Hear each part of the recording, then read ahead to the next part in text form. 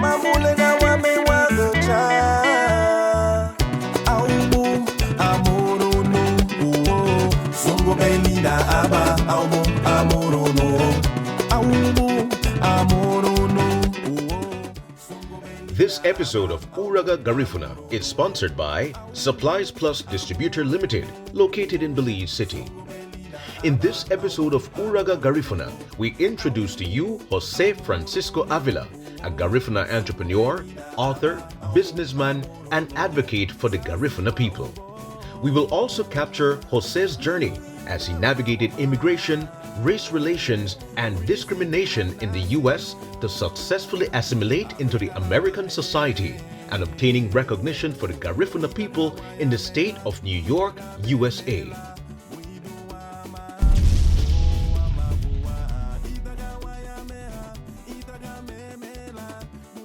In his book, The Power of Pride, Jose Francisco Avila discusses his quest for racial, ancestral, ethnic, and cultural identity. We will now hear his story, where he shares immigrating to the U.S., navigating race relations, experiencing discrimination, and finally assimilating into the U.S. American society. Can you state your name and what you do, please? My name is Jose Francisco Avila. I am the chairman of the board of the Garifuna Coalition, a nonprofit that operates here in the Bronx in New York City. I'm a Garifuna, originally from the Garifuna village of Cristales in Honduras, and I have been living in the United States since the age of 15. And for the past 33 years, I have been with my mission of informing, educating, empowering, and advocating for the Garifuna people. In Honduras, where I lived up to the age of 15, that's where I completed my elementary education in Spanish, never learning anything about the Garifuna people. And the only story that I remember of someone that looked like me was a caricature of a black person. The typical look back then, the big lips, big nose, kind of. That was the only thing. And then I migrated with my parents at the age of 15 to Boston, Massachusetts, and that was in 1969, where the civil rights were just being implemented in this country.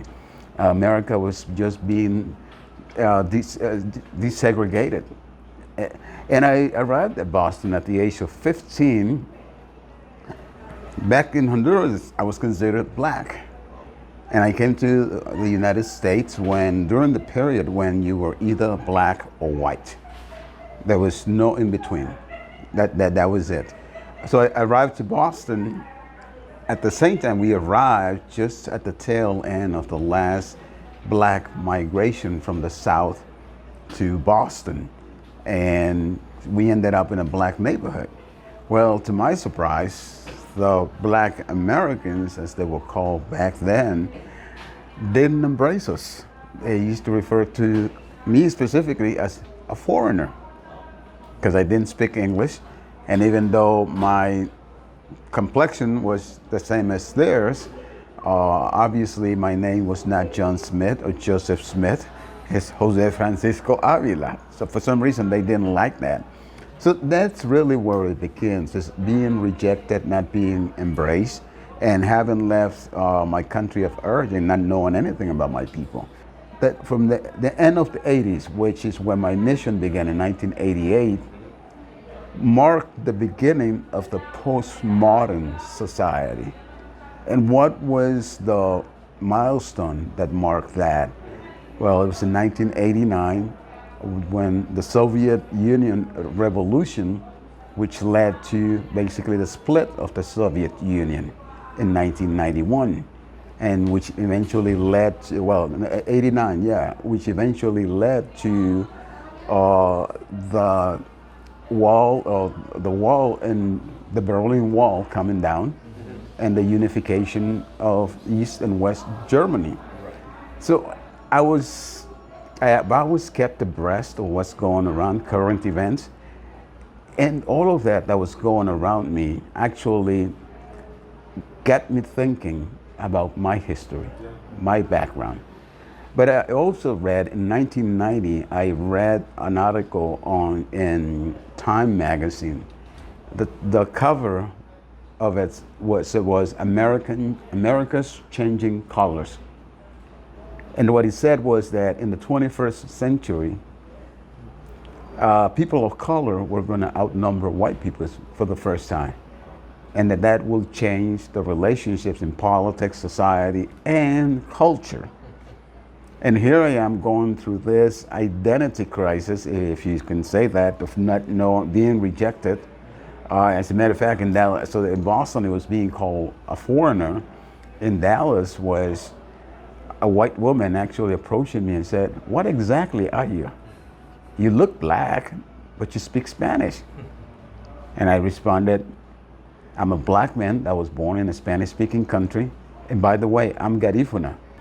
Where it becomes relevant to other immigrants, independent of age, is the process of adaptation to this country, what they call assimilation.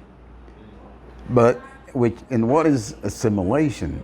Is adapting the American cultural values, is basically being observed by a greater culture than yours. Which, again, as a child, well, great. This is my parents' goal. I'm making them happy and so forth. So I have no say.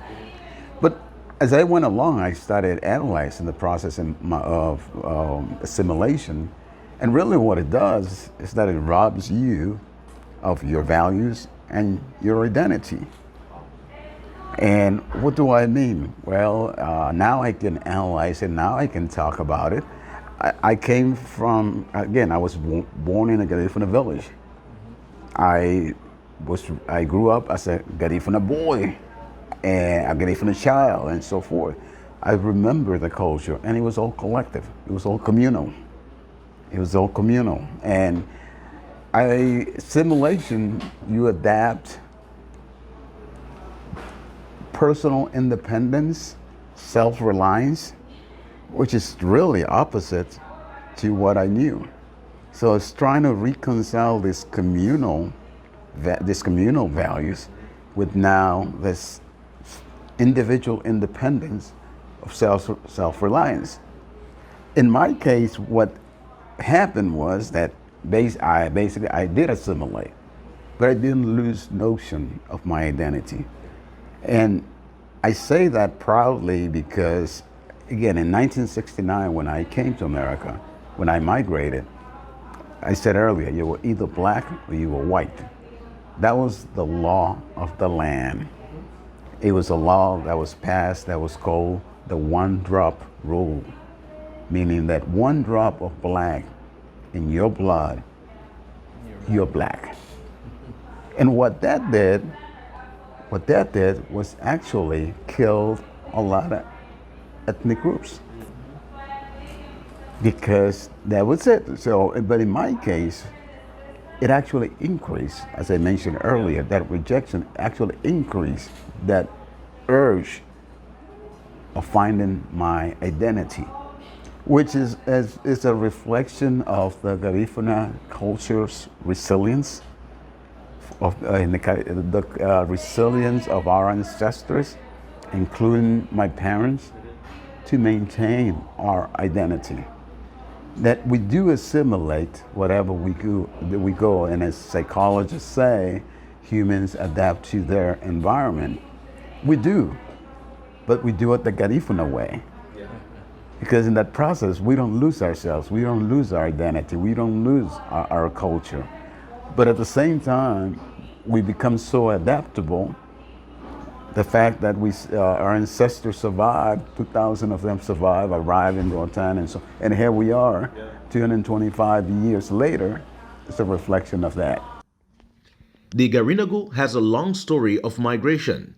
Our ancestors were forcibly removed by the British from our native homeland, Yurume, St. Vincent, in 1797, and literally dumped onto the island of Roatan, Honduras. Since then, the Garinagu have migrated to Guatemala, Nicaragua, Belize, and the United States of America, among other countries. Jose Francisco Avila discussed with us the migration of Garinagu to the U.S. Garinagu have been migrating based on records since the 30s. So that's 80 years, since the 1930s. My partner who's here in the room remembers one of his grandparents who migrated, I think, in 1932, 34. So that's how long we've been here. That's 80 years of migration to the United States. It increased during World War II, which is the one that you usually see reference to. So when they talk about we arrived in the 40s, it's really because they're talking about the increase of migration of men as merchant marines because of the shortage of men from both England and the United States, and they started recruiting. And of course, we have a seafaring history, so we became part of that. So, but in reality, it's been since the 30s. As a matter of fact, I've read stories of, as I mentioned, my friend here, but I also read stories of family members who arrived in the 30s. I've read a story of other people, Garinagu, who arrived in New Orleans in the 30s. And a lot of that was part, for instance, specifically from Honduras, because of the Standard Fruit Company, the United Fruit Company, the great emporiums of that time. And many Garinagu worked with them. And as a matter of fact, I found this fact. It actually was in the Honduras document. Garinagu have the privilege and a known fact that we have the longest history of legal migration from Honduras to the United States. It's the Garinagu. The longest history of legal migration is us. So, and again, and that starts in the 30s. What did we settle? Mostly in port cities. For instance, I mentioned the United Fruit Company. They were based in New Orleans, but they also had operations here in New York. As a matter of fact, the railroad company is registered here in New York State. At the same time, there was the seafaring, the maritime union was located here. So that facilitated the migration of our people. There was some, and I mentioned New Orleans, North Carolina, South Carolina, that whole region, and some of them, of course, are in Los Angeles, California, which is home to the largest Belizean community, right? As part of that. On this side, it's mostly the Honduran, and again, we settled in there. But what I do know, and living in New York and doing most of my work here, I decided to research the history. And again, it's back to the 30s. But as a result of that, today, the largest Garifuna population outside of Central America is right here in New York City. Wow. There's about 250,000 of us that reside. And that's usually the response I get when I mention that. And usually the response is, that's a lot of people. Like many Garinagu who migrated and or are living in the U.S., Jose Francisco Avila experienced his challenges. However, he has also experienced some high points. He shares with us some success stories in some initiatives that he led or was an integral part of. These initiatives include creation of the Garifuna World website, using technology Garifuna Link to commence the discussion of standardizing the Garifuna language, forming of Garifuna Coalition USA Inc., establishing the Garifuna Music Awards, creation of an investment block, among others. We now hear from Mr. Avila. Absolutely. Well, it's all a continuum. As a matter of fact, how now I say it's like, I look back and document it, it's like I amaze myself. I did all that. How did I do that? Wow. In 1996. At that time, there was I mean, most Garifuna were not even connected, and we created the Garifuna World, the World website. My brother, again, is an engineer. He's doing the actual web development.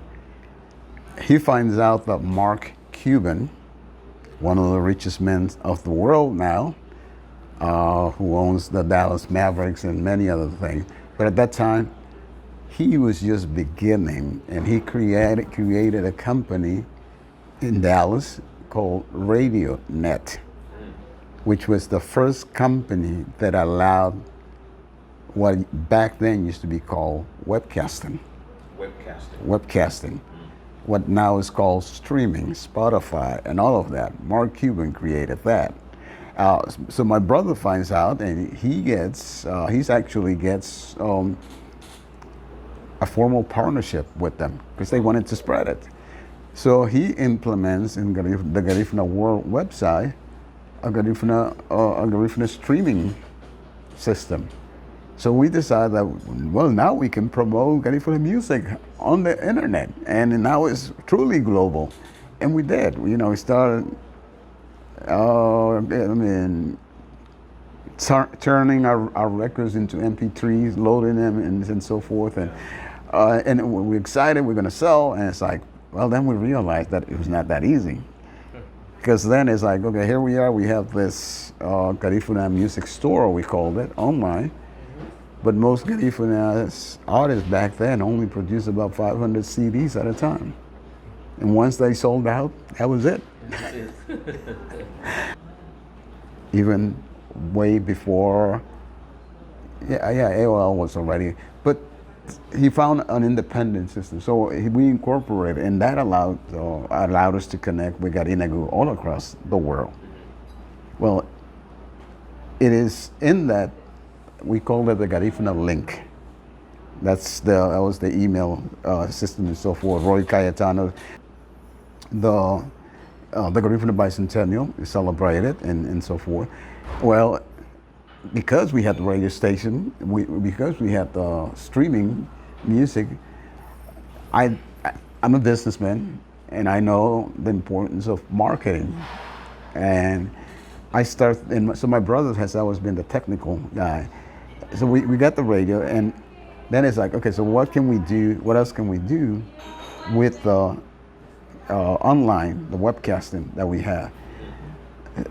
Again, Texas. I'm in Houston during a business trip.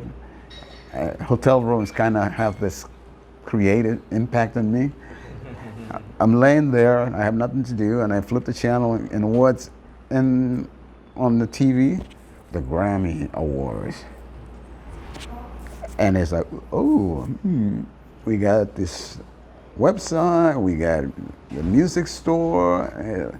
And then I started reading about the Grammys, and I found out that what are the Grammys is a marketing program for music. Yeah, it is. That leads me to talk to my brother, and that's how we developed the first Garifuna Music Awards in 1998. It was to promote the website, promote the music store, but promote music in general, CDs, for me to write reviews on and post them as part of the promotion of his albums, particularly Garifuna music, which is why his strength. And that's how I actually became privy to Andy's music, and then eventually Titi Man Flores and everyone else that he produced. But again, so celebrating the bicentennial is the Garifuna Nation policy on language and so forth. And eventually, again, that leads to my moving to Dallas, Texas, and we create the Garifuna Coalition, the realization of that idea of a pan-national organization finally happens here in New York. When 1998, after I moved here, we created the Garifuna Coalition USA Inc., which was an organization of organizations. 21 organizations got together and formed the Garifuna Coalition and so forth. And everything else that I've done after that. and it's actually with the arrow and bow. And she says, and we teach them how to shoot an arrow. But in teaching them, we also tell them this: the farther your arm goes back, the longer the arrow will travel. And she said, and then we explain to them, for you, young person, what that means is that the more you know about your history, the farther you will go in society. I truly believe that. The Battle of the Drum Secretariat is elated to have joined the launching of his book, The Power of Pride, in New York. The president of the Battle of the Drums led a delegation to, among other things, participate in this book launch, which we recognize as a significant milestone in the life of Jose Francisco Avila, and indeed in the history of the Garifuna people. The president of the Battle of the Drums discusses his impressions of the book, The Power of Pride, by Jose Francisco Avila.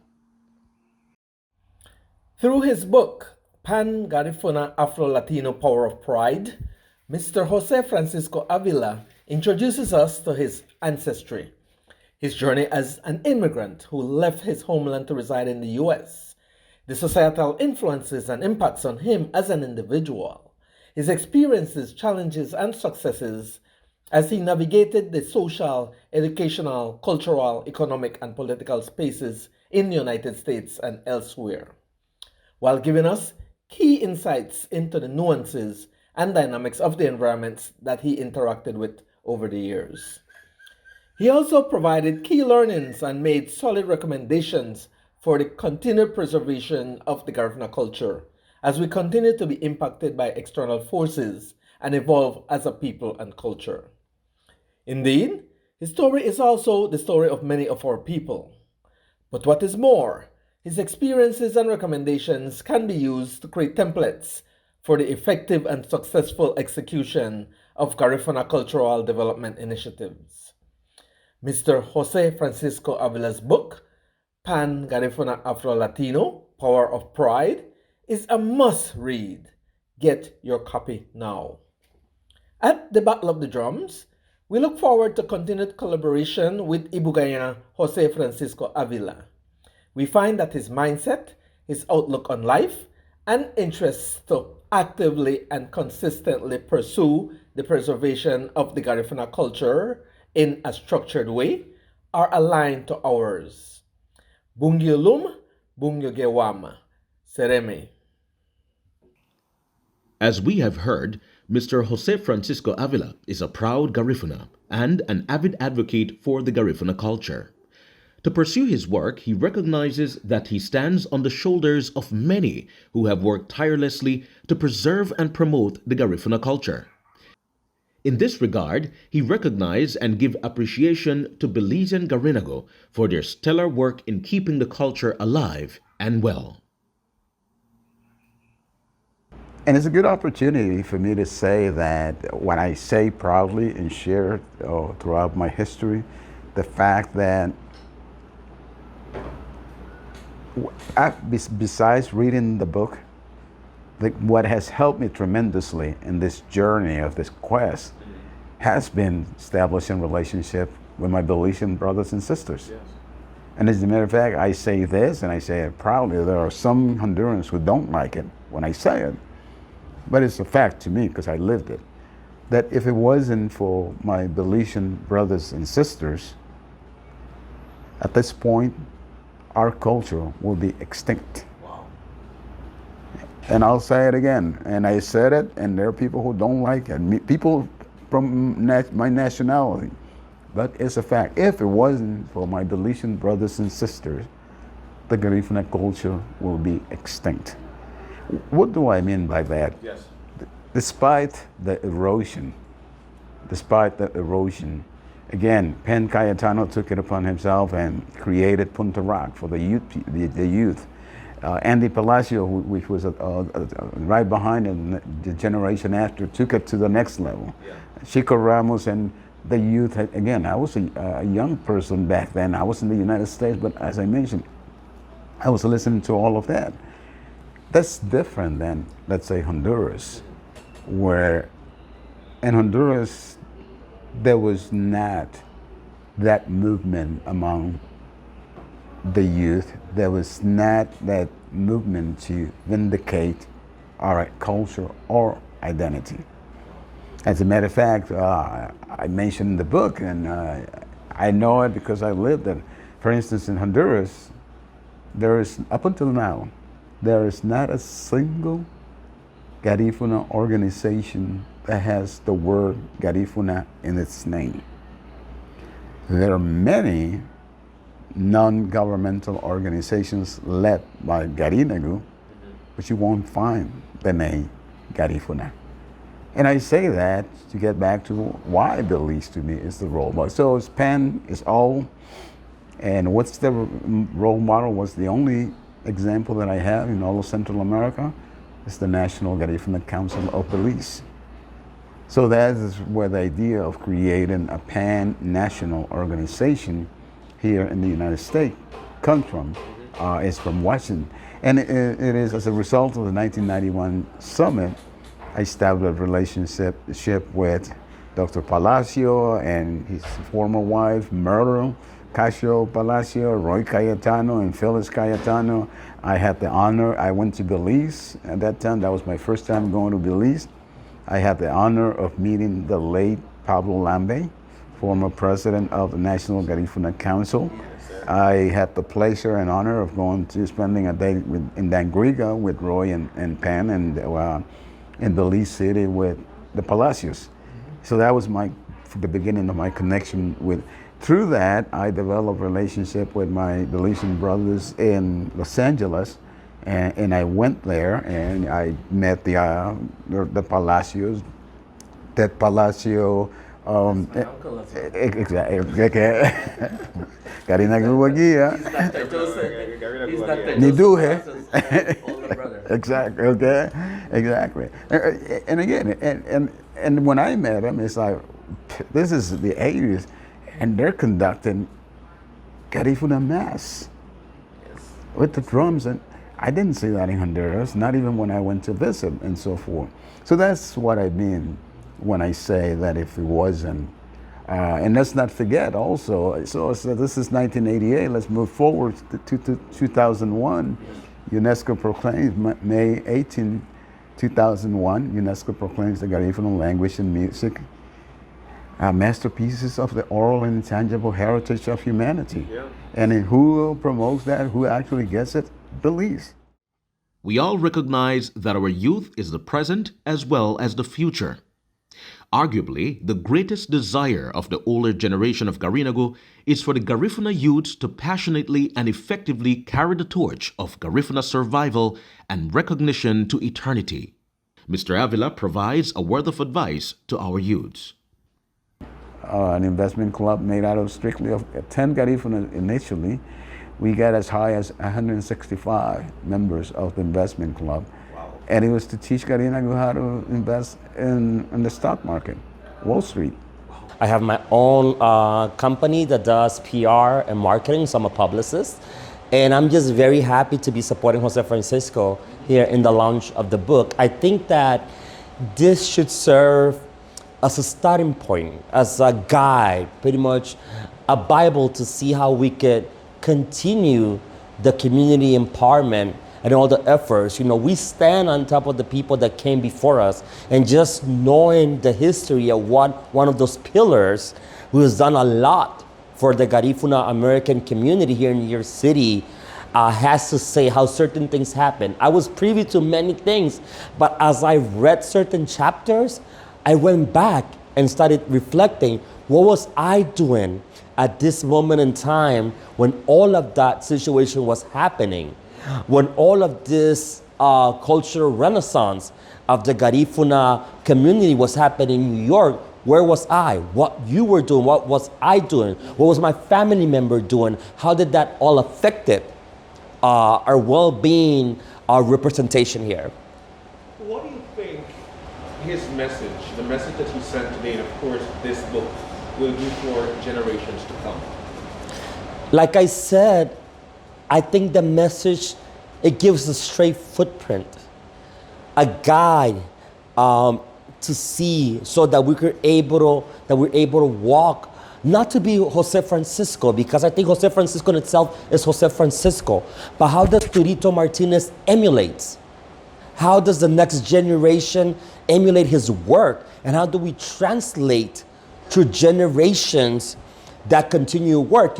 I think that he said it best, that, part of striving is modernizing tradition, not forgetting who we are and where we come from, but how do we add that modern touch of tradition? So I believe that this book is a framework to the new generation. This book is a framework for my nephews and nieces. I have 6 wonderful siblings. My sister blessed me with 2 nieces and 4 boys.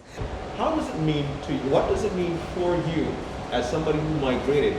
Himself being a migrant here to the U.S. and finding this success.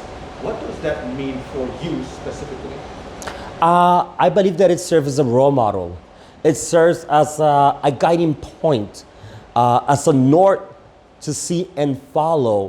Why? Because there's very, very few role models that we have. We have successful Garifunas out there. We have Garifunas on TV. We have Garifunas in media. We have Garifunas in sport.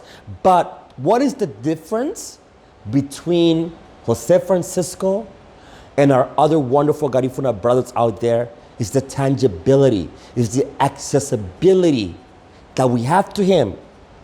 The fact that he's well retired. He has for what I know, has a very nice severance pension, a condominium here, but he hasn't moved out of the Bronx.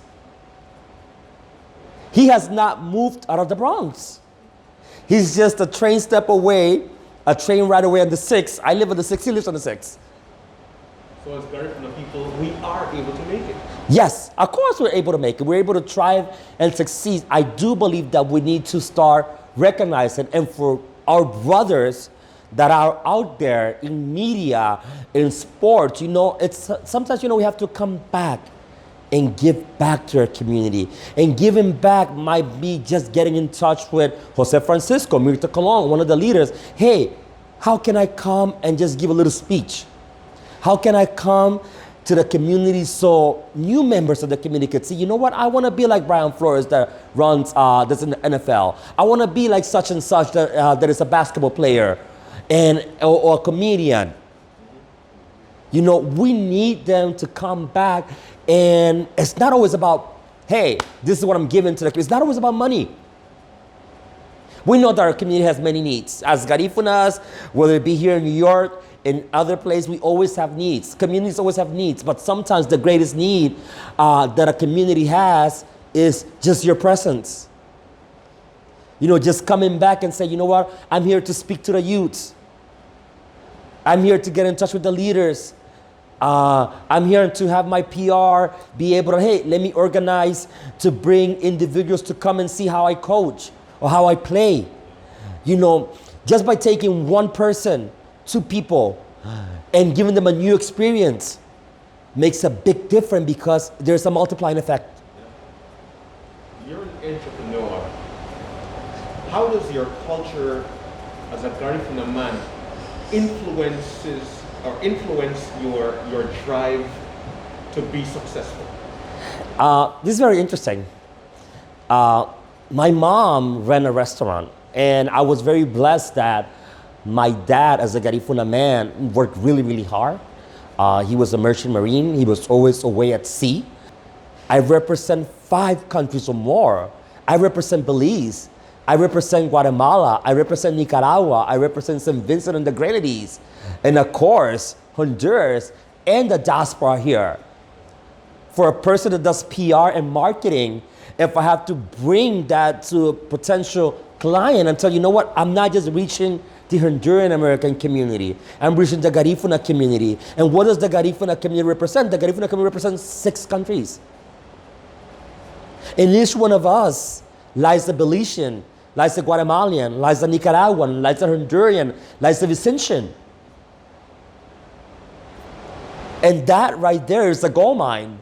I've been able to have been blessed that Even though I do production for different commercial, I worked and collaborated with HBO Latino, I worked and collaborated with Univision, Telemundo, and all of these big networks. I stay in my lane. You are well reckoned for the work that you do, which is of course your magazine. Tell us about how you got started. What inspired you? Well, how I started, it was a couple of years ago due to an incident that happened, and I spoke about it, and that's how Hablando con Belly started. However, during the pandemic, that's when I really hunt into it, and then I really took it to the next level because I felt that during the pandemic we needed that escape. So I would air like 2 or 3 times a week just to talk to people that were artists, that just took it to the next level. So I guess the pandemic was the input for me to push forward the Hablando con Belly. What information can we find with your magazine? Well, with my magazine, we speak about everything. We speak about a little bit about politics, we speak about sports, we speak about on a daily basis. So any information that when it comes from food to culture, you will find it on my magazine. This is powerful. Post-pandemic, to come up with a book, a powerful book, I believe it is another form of presence of a Garifuna, and him as a leader, he done so much for the community, and I believe this is going to impact even more for other people to empower themselves and say, well, he's doing it, she's doing it, that means I could do it. How has his message, the message that we've heard today, impacted you as we speak? Well, Mr. Avila, he has a way of explaining, and as a Garifuna leader, man, I look up to him for the package that he's very intelligent, and overall, what I really like about him, that he's very passionate, and he's very clear where he's going. With respect to your magazine, how can we find it to research your work? Wow. The magazine, as of now, y'all can find it at Encuentro 504, but also anybody that is interested on the information, they can send me a message at hablandoconbelly at gmail.com, or they will even send me a direct message through Facebook at Hablando con Belly. The Encarta English North American Dictionary defines genocide as the systematic killing of all people from a national, ethnic, or religious group, or an attempt to do this. When the British violently rounded up 5,000 plus Garinagu and banished them to Roatan, Honduras in 1797, far away from their native homeland and leaving them without necessary tools for survival, that can only be described as genocide. Notwithstanding, the Garifuna people and culture survived the atrocities and have rebounded to an approximate population of over 500,000 living across the globe. To many, this survival is inexplicable. To the Garinagu across the globe, it is real and needs to be continually supported. Mr. Jose Francisco Avila gives his word of advice to the Garifuna people. Let us not forget Garifuna Wagia. Let us continue the traditions that we inherited from our ancestors. And the most important, although somebody may say old-fashioned, but it's still relevant, is that spiritual concept of Aubu Amurunu. Aubu Amurunu. I for you, you for me. That is still relevant today. And as a matter of fact, it's even more important for us to do that. This session is an example of that. We're here as Garinagu. I am being interviewed by my Garinagu people, and it is to the benefit of the Garifuna people. Let us not forget, we're one nation, Garinagu Wagia. Aba Isini. Thank you. Aubu Amurunu. Aubu Amurunu. Aubu Amurunu. This episode of Uraga Garifuna was sponsored by Supplies Plus Distributor Limited, located in Belize City, and brought to you by the Battle of the Drums.